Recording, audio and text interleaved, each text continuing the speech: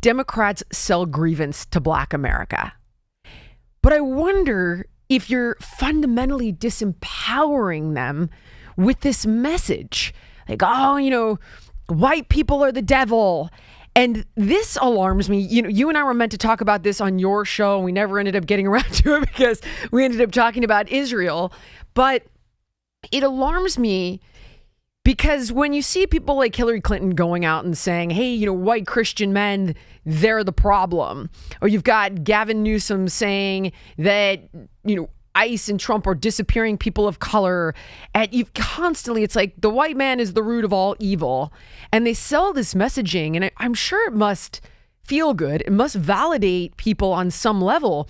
But what worries me is that it's going to breed, in my opinion, the next generation of actual racists. Because when you tell these young white kids that don't really have the understanding of like, okay, this is propaganda, this is manipulation of the message, I get what's happening here, they don't have the bandwidth for that kind of nuance, and they're leaning into some pretty scary influencers that don't need a name, but I know you know who I'm talking about. I've seen you talk about some of these individuals, one in particular on your show that is a true racist.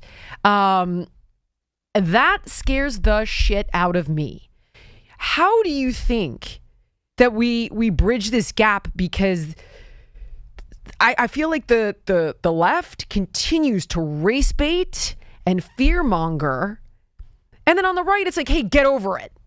And I'm like, surely the answer is somewhere in the middle, but I don't see this going anywhere good.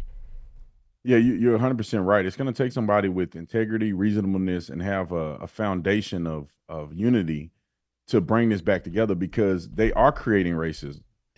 They're creating it on both sides. Yep. If you disempower Black people and you tell them white people are the enemy, they begin to see the world through that lens. I grew up feeling like that. I grew up not liking white people. Because I didn't live around white people. So I don't really know how white people really feel, but this is what I hear. And so every time I see a white person, I'm seeing them through the lens of racism.